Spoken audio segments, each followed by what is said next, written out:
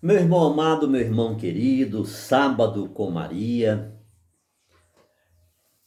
A liturgia deste sábado traz para cada um de nós e para todos nós, para a igreja do mundo inteiro, uma reflexão que precisa ser, como todas, considerada, digna de atenção, digna de uma sobriedade profunda.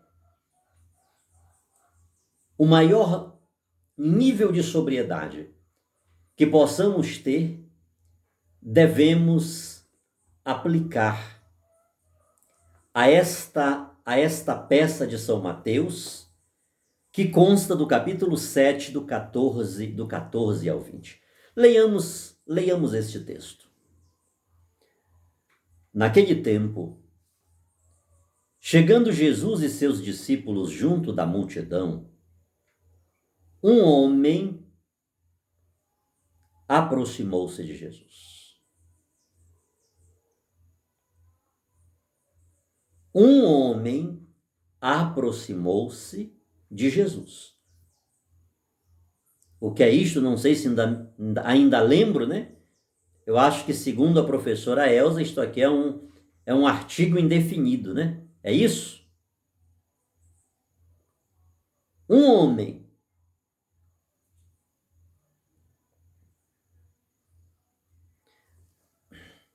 Vamos voltar num ponto aqui.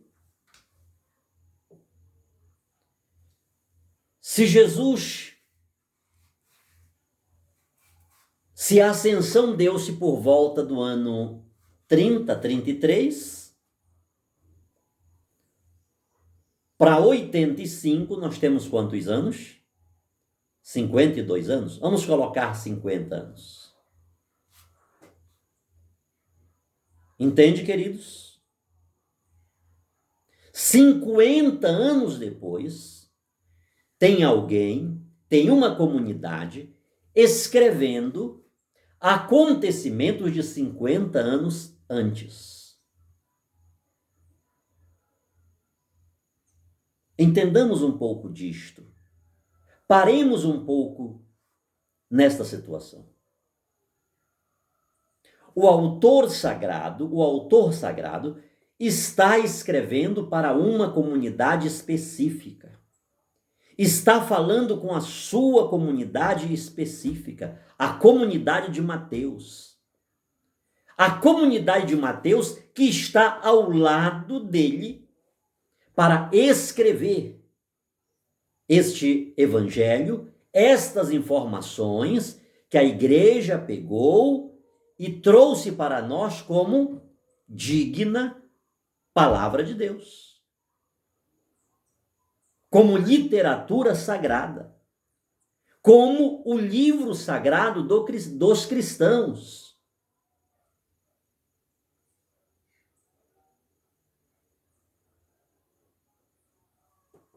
Isso aqui vai muito longe e provavelmente eu não vou ter os argumentos necessários para chegar até o fim desta conversa.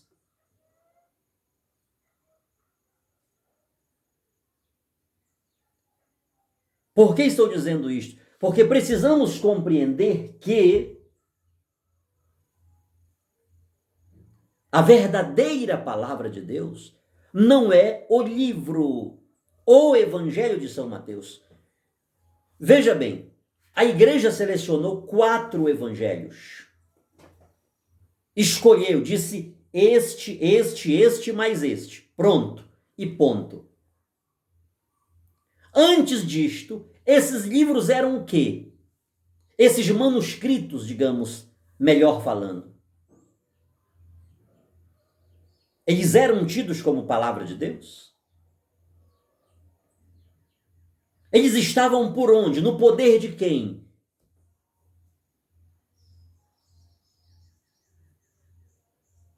Então, para a igreja, a palavra de Deus não é o livro.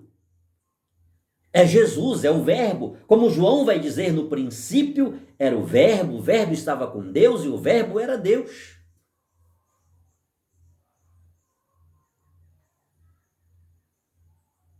Então é necessário que a gente leve tudo isto, que levemos tudo isto em consideração, para não nos tornarmos escravos da letra, uma vez que a letra mata. Isto é extremamente sério e deve fazer parte e deve ser um objeto da nossa compreensão, de um dilatamento do nosso coração nessa direção, porque este escrito e tantos outros não passavam de escritos como tantos outros escritos que estavam em voga na época, e em nome do ser cristão. Então é de competência da igreja escolher, garimpar, estudar, selecionar e dizer este sim, este sim, este sim, este não, este não, este sim, e chegou a um número de 27. 27 manuscritos que formam o cânon do Novo Testamento.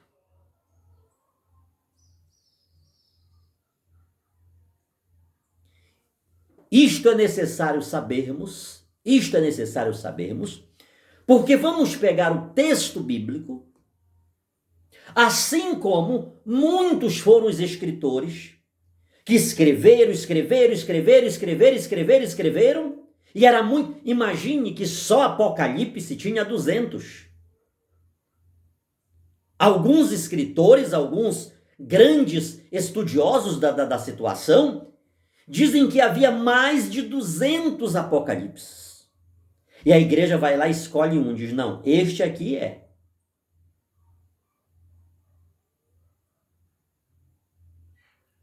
Nós precisamos ter um cuidado muito grande para que não venhamos interpretar o texto sagrado que a igreja selecionou, escolheu, para que eu não venha interpretá-los agora do meu jeito, da minha maneira, como eu quero, como eu acho que Deus esteja me iluminando para eu interpretar. Esta peça, por exemplo,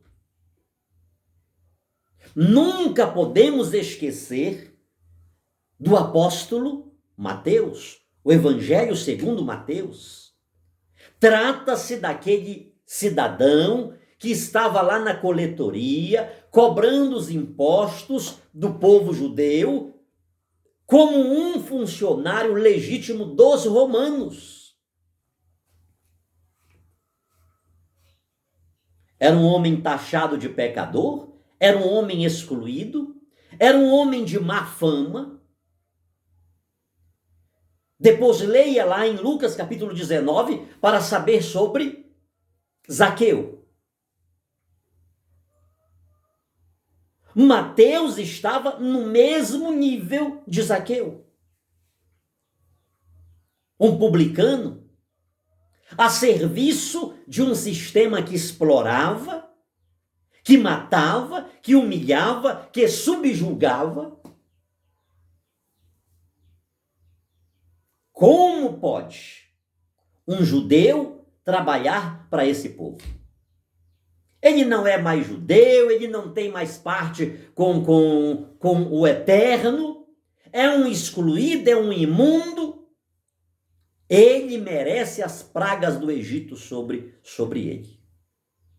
Então precisamos entender que 50 anos depois, Mateus e a sua comunidade estão escrevendo esta obra. Se não chegarmos no mundo do autor, nós não entenderemos o conteúdo da sua obra.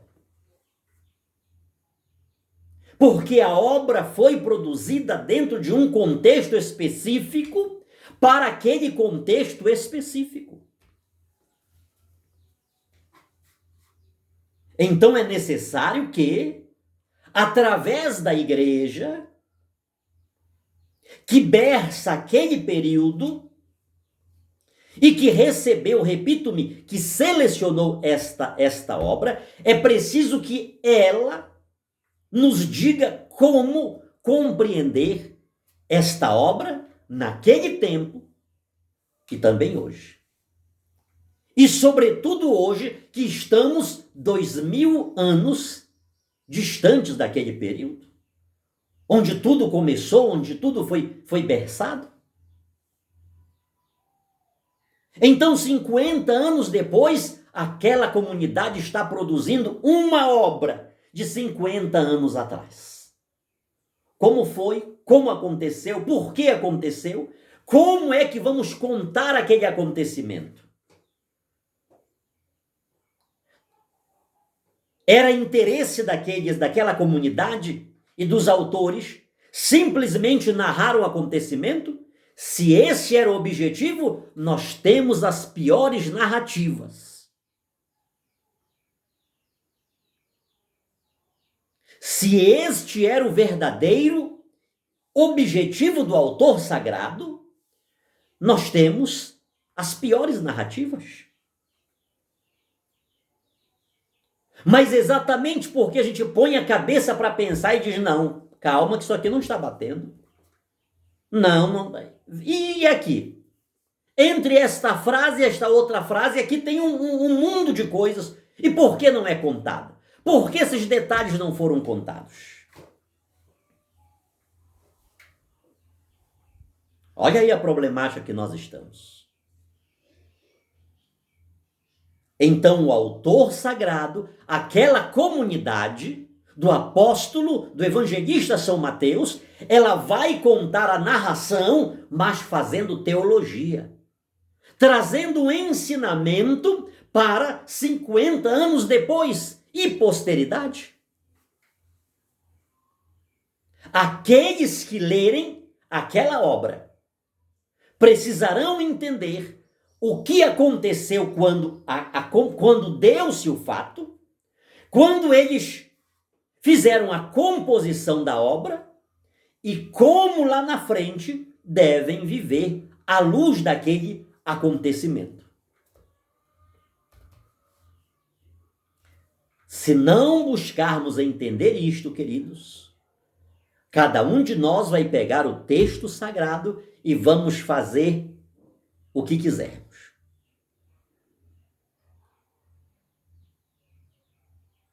Então vamos ao texto. Naquele tempo, chegando Jesus e seus discípulos junto da multidão, um homem aproximou-se de Jesus. Eles não estão dizendo quem foi, o nome do homem, de onde ele era judeu, ele era pagão. Há poucos dias nós vimos uma mulher Ciro, da região de Ciro e Sidônia, que curvou-se diante de Jesus. Em outro momento nós vimos o chefe da sinagoga, Jairo, clamar a Jesus pela sua filha. Depois a gente vê um centurião romano. Ele queria que Jesus desse ao menos uma palavra. Não esqueçamos que ali no ano 85, os cristãos estavam sendo obrigados a reconhecer o imperador como uma divindade, como Deus.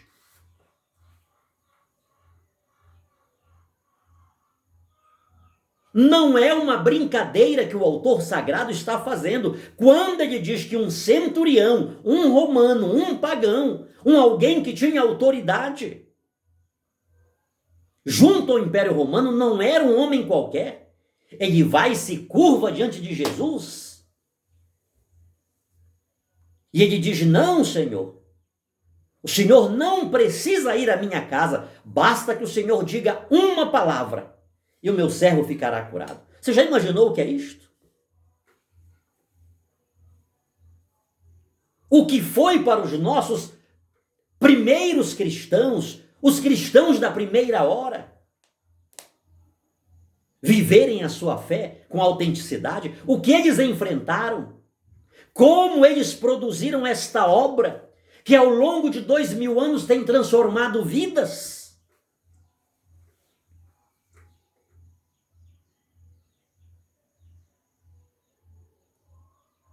Eu não tenho nenhuma dúvida que eles foram literalmente iluminados pelo Espírito Santo, o dom da sabedoria, do conhecimento estava sobre eles. Porque uma obra desta envergadura, para atravessar 2000 anos de história e continuar com a mesma força, com o mesmo poder, com a mesma autoridade, não pode ser um trabalho qualquer. Não pode ser uma obra que não tenha as mãos de Deus. Mas repito-me, ela tem as mãos de Deus por ter sido selecionada pela igreja, por aqueles que Jesus escolheu dentre os demais para serem apóstolos. Então, sem este embrião, sem esta chave, sem esta gênesis, não faremos uma compreensão adequada.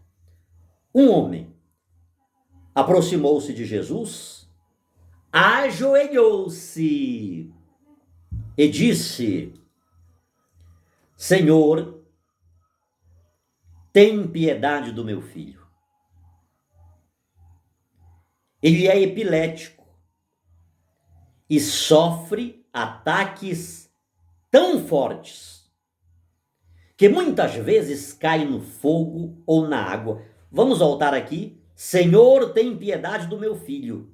Ele é o quê? O que é que ele é? Epilético. Ele é epilético e sofre ataques tão fortes que muitas vezes cai no fogo ou na água. Levei-o aos teus discípulos, mas eles não conseguiram curá-lo. Jesus respondeu: ó gente sem fé e perversa, até quando deverei ficar convosco? Até quando vos suportarei? Trazei aqui o menino. Então Jesus o ameaçou. Olha aqui o versículo 18. Vamos para cá, vamos para o versículo 15. Senhor, tem piedade do meu filho. Ele é epilético e sofre ataques tão fortes que muitas vezes cai no fogo ou na água. Você já viu uma pessoa epilética? Um ataque epilético? Eu já vi muitas vezes. Aqui nós temos um vizinho nosso, um rapaz que sofre deste mal e muito. E nós sabemos como ele é. Todo cicatrizado. Então observe o versículo 15. O pai está pedindo pelo filho, tem piedade do meu filho, ele é epilético e sofre ataques fortes. Vamos para o versículo 18? Vamos no 17. Jesus respondeu: ó gente sem fé e perversa, até quando deverei ficar convosco? Até quando vos suportarei? Trazei aqui o menino. Então Jesus o ameaçou. Qual é o restante da frase? Então Jesus o ameaçou e o quê? Demônio saiu dele. Na mesma hora, o menino ficou curado. Então os discípulos aproximaram-se de Jesus e lhe perguntaram em particular: Porque nós não conseguimos o quê? Expulsar o...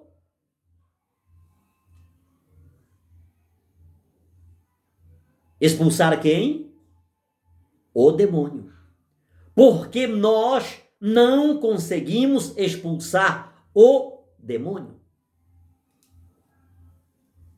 Jesus respondeu: porque a vossa fé é demasiado pequena.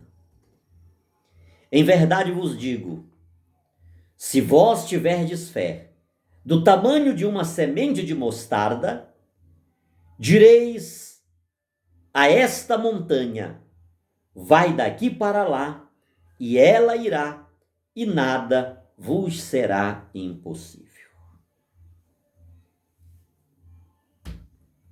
Amém, irmãos? Já foi muito longe isso aqui, 20 minutos já. O que você acha? Estamos ou não estamos diante de um problema, de uma situação? O menino era epilético ou ele era endemoniado? O que é que nós temos aqui?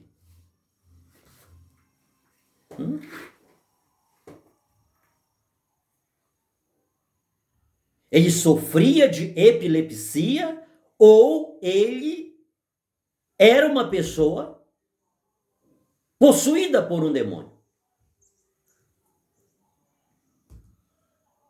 Jesus ameaçou o demônio. Os discípulos disseram: por que não podemos expulsar o demônio? Eu acho que tem algumas coisas que a gente precisa saber aqui. A época de Jesus, certas doenças naturais e hoje também diagnosticadas,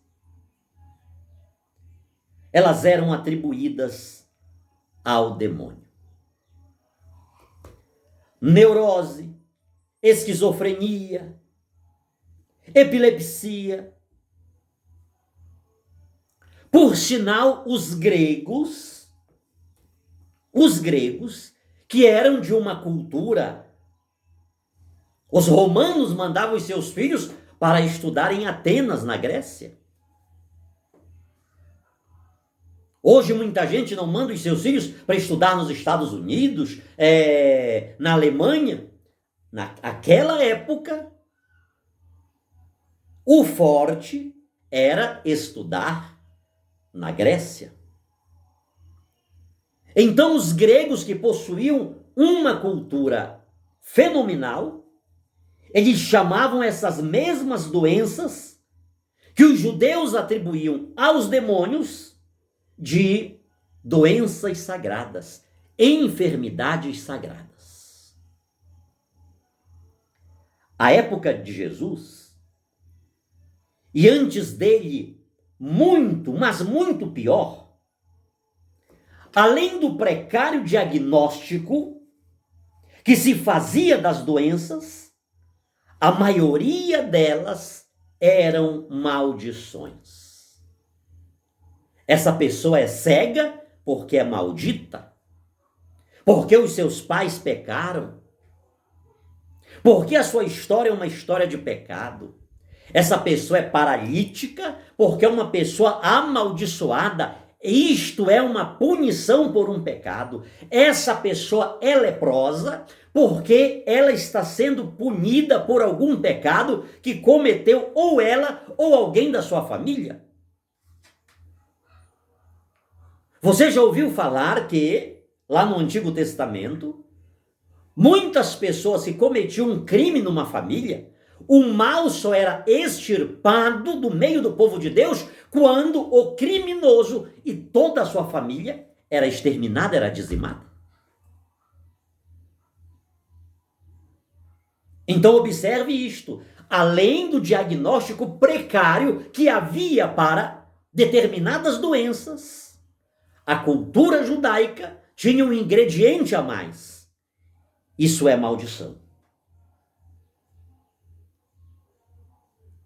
Ou seja, o número dos amaldiçoados era enorme. Porque enorme e enormíssimo era o número das pessoas que apresentavam estas patologias. Eram muitas as pessoas. Qual era a conclusão disto? De uma pessoa que era leprosa, que era epilética, que era esquizofrênica, que era surda, que era muda, que era paralítica. Exclusão, afastamento, isolamento. E por sinal, para ser um excluído, segundo as leis de pureza judaica, não precisava ser doente. Não precisava ter nenhuma destas moléstias que aqui citei. E Mateus sabia muito bem daquela situação. Mateus conhecia o preconceito, Mateus conhecia na pele o que era uma pessoa ser excluída, uma pessoa ser rejeitada, uma pessoa ser tida como impura, como imunda. Ela não era cumprimentada, ela não era valorizada. Podia ser o imperador. Para eles, só tinha valor, porque sabia que ele tinha poder de matá-los. Eles sabiam disto, mas na verdade o imperador não valia nada.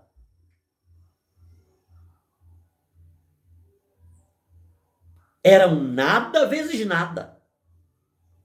Então Mateus, ele era funcionário de Roma, mas nada valia.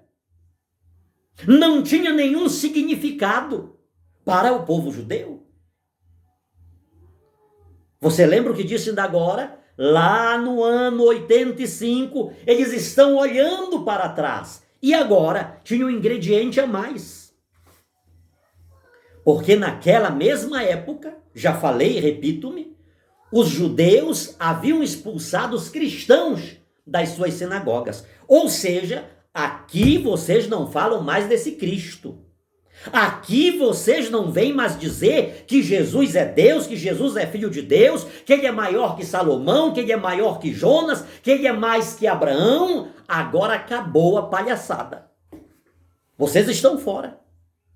Eles estavam excluídos do povo judeu. A maioria esmagadora dos cristãos eram quem?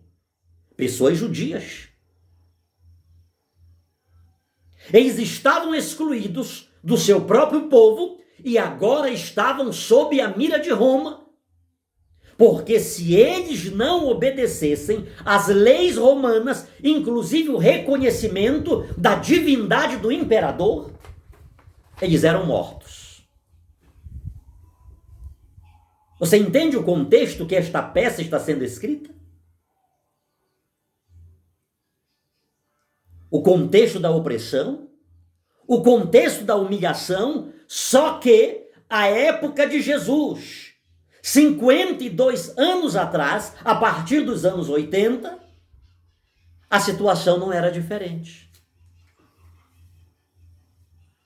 O preconceito estava lá, a exclusão estava lá, a rejeição estava lá.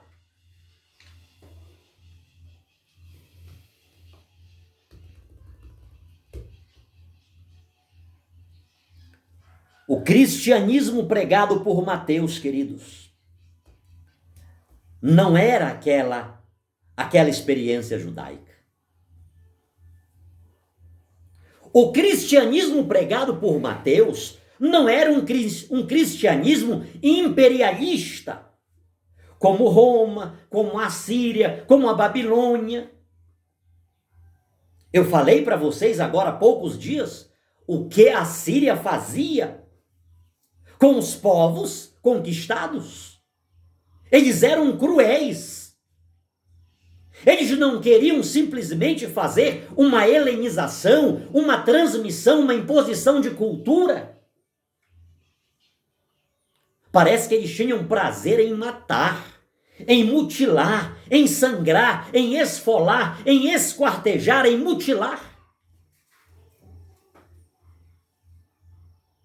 E todos os impérios, as suas conquistas, umas mais, outros menos, mas todas tiveram os requintes da violência, os requintes da crueldade. O evangelho pregado por Mateus não é um império que a gente diz quem vive e quem não vive.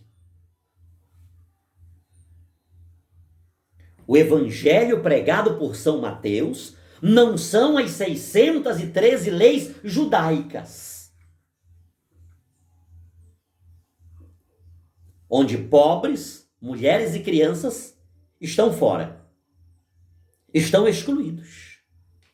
O cristianismo pregado por Mateus, ele inclui, ele acolhe, ele abraça. Só que ele dá um passo a mais. Ele vai na raiz da exclusão. Ele vai na raiz do problema.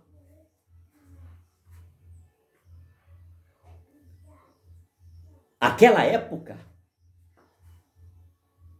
Mateus e sua comunidade, com veemência, pregavam que ser cristão, que ser discípulo de Jesus Cristo, que ser apóstolo, não era daquele jeito. Tinha que ser do jeito de Jesus, que abraçava, que acolhia, que travava, que estabelecia um diálogo com pessoas tidas como pagãs, impuras, pessoas rejeitadas. É isto que aquela época Mateus e a sua comunidade estão dizendo. Até porque o ranço do judaísmo estava impregnado lá.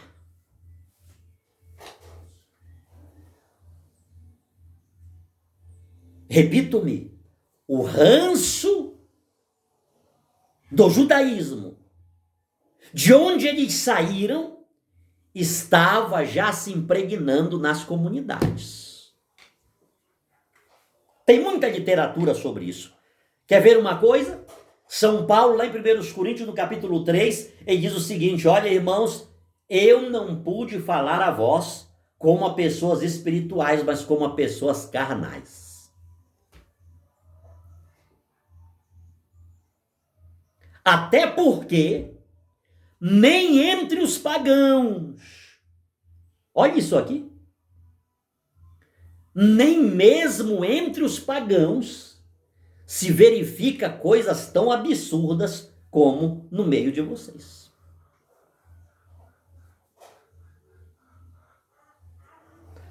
Mesmo quando os cristãos apartaram-se ou foram apartados do judaísmo, todavia, um espírito judaizante acompanhou a história cristã. E até hoje ele se faz presente. Ele não foi excluído, ele não foi extirpado, ele continua aí. É tanto fariseu no nosso meio, queridos. E isto é algo extremamente sério. Então Mateus estava dizendo: para ser cristão, para ser discípulo de Jesus, para ser um sucessor apostólico, não pode ser. Eles, naquela época, estavam estabelecendo os seus sucessores. Depois leia Atos capítulo 20. É bom que isso, vez por outra, a gente fale. Isto aqui não vai começar depois do imperador Constantino, os apóstolos, eles elegeram os seus sucessores. São os padres apostólicos, aqueles que herdaram o munus apostólico diretamente dos apóstolos. Beberam na fonte. Os escritos de Policarpo, ele diz que sentou aos pés de João, do apóstolo João, escutava os seus ensinamentos.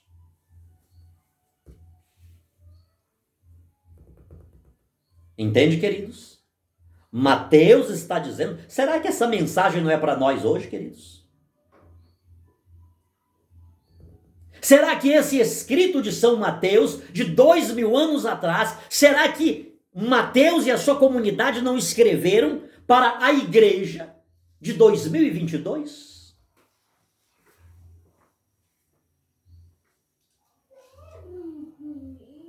Pensemos nisto. Pensemos nisto, queridos. Porque é provável que hoje, em muitos lugares, e estou falando de nós, não estou falando de nada que esteja fora das fronteiras Igreja Católica Apostólica Romana. Estou falando de dentro, não é de fora. Este sectarismo, esta exclusão, este fechamento está estabelecido.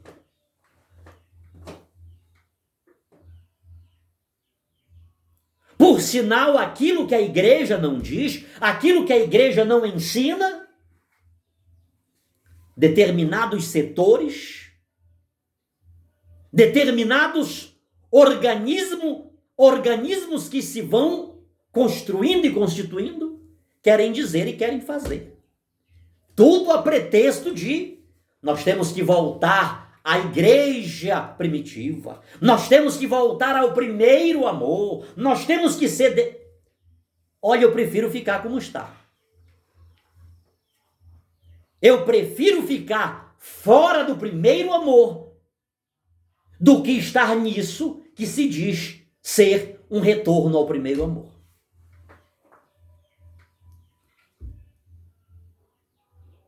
É sério.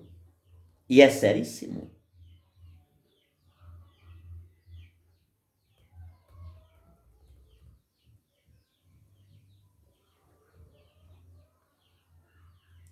Missionário, vamos terminar. E o demônio? O homem era epilético, era uma vítima desta enfermidade, e de tantas outras tão bem diagnosticáveis?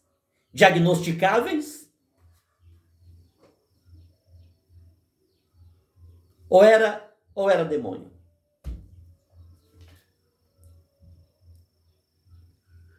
Eu não vou aqui dar nenhuma resposta. Eu fico apenas com um texto que está aqui neste evangelho. Se a vossa fé, se tiverdes fé, do tamanho de uma semente de mostarda, direis a esta montanha, vai daqui para lá e ela irá, e nada vos será impossível.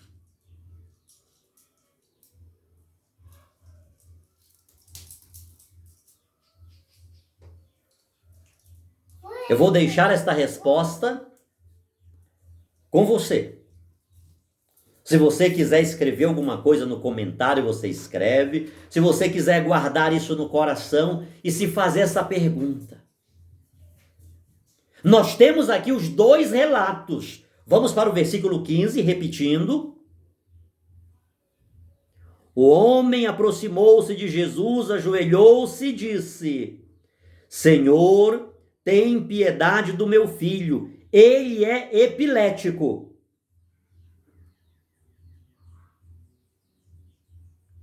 Para este homem ter dito, meu filho é epilético, ele não era judeu. Preste atenção nisto. As pessoas que se ajoelharam diante de Jesus, de onde elas eram?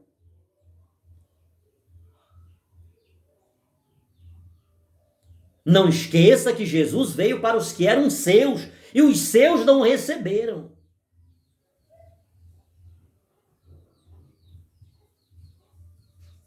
Esta definição desta enfermidade, ela já era conhecida.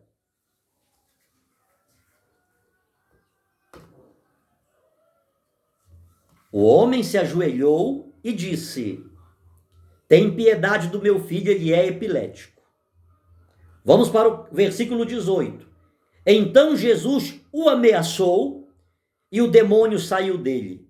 Versículo 19, a parte B. Porque nós não conseguimos expulsar o demônio? Por 2 vezes fala de demônio e 1 vez fala da epilepsia. O que era que tinha aqui? A minha resposta para você está neste versículo. E por favor, queridos, por favor, nós não estamos falando de uma montanha dessa que está aqui atrás de mim, ali à minha frente. É uma hipérbole. E isto era um jeito de falar, um modo proverbial de se falar. Ele é pequeno, igual um grão de mostarda, porém faz coisas grandes, transporta montes.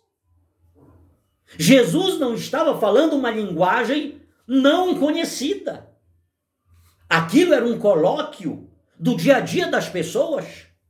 Quando viam determinadas pessoas fazerem coisas tão grandes, elas diziam: é um grão, é uma semente de mostarda, mas transporta montes.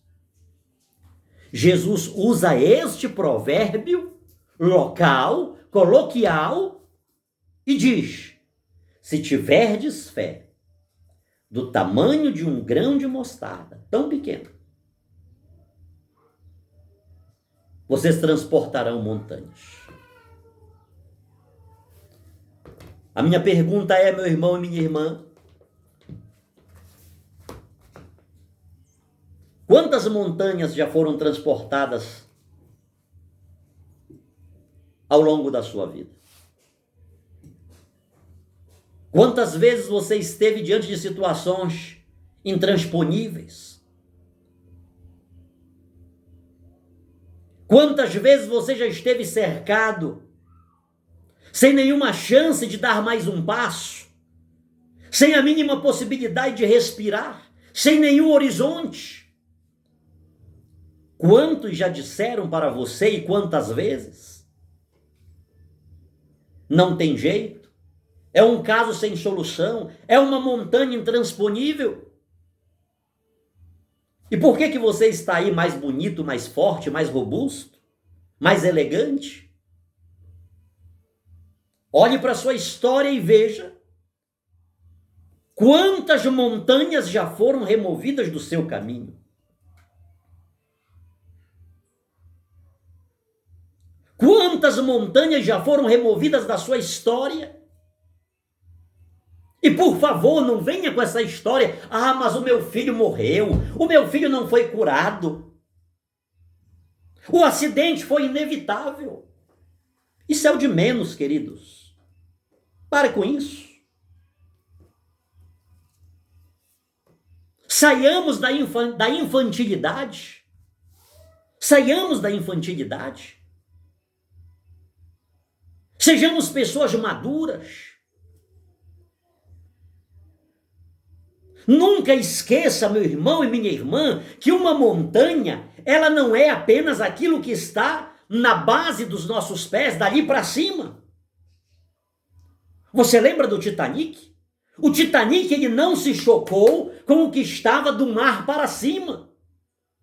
O rasgo do navio se deu na parte que estava submersa. A montanha, ela não se constitui apenas do que está da planta dos meus pés para cima, ela tem uma base. Saiamos da infantilização. Repito-me que disse ainda agora São Paulo não pude falar a vocês como pessoas maduras, como pessoas espirituais, mas como pessoas infantis.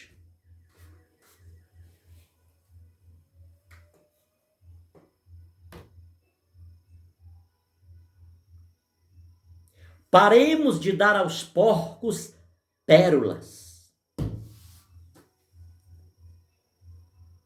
Preste atenção, analise, reflita. Busque ser responsável pela sua vida. Viva uma experiência de fé madura, sóbria, e não uma fé infantilizada. Porque quando estou olhando ali para o meu neto, qualquer pessoa que chegar perto dele vai levar ele para onde quiser, vai raptá-lo. Ele fala com todo mundo, ele dá atenção para todo mundo, ele dá a mão para dar bênção para todo mundo. Deixemos a fé infantilizada, a fé superficial, deixemos de ser levados para todos os lados, em nome de Deus e em nome do demônio. Tenhamos sobriedade. Uma coisa para mim é clara: a fé genuína em Deus, a fé pura em Deus, ela transporta montes, cura epiléticos, expulsa demônios, faz proezas. Que possamos ter esta fé, ainda que do tamanho de um grão de mostarda, porque muitas montanhas serão transpostas do nosso caminho, da nossa história, sobre todos nós hoje e sempre, a bênção de Deus Todo-Poderoso, que é Pai, Filho e Espírito Santo. Amém. Amém.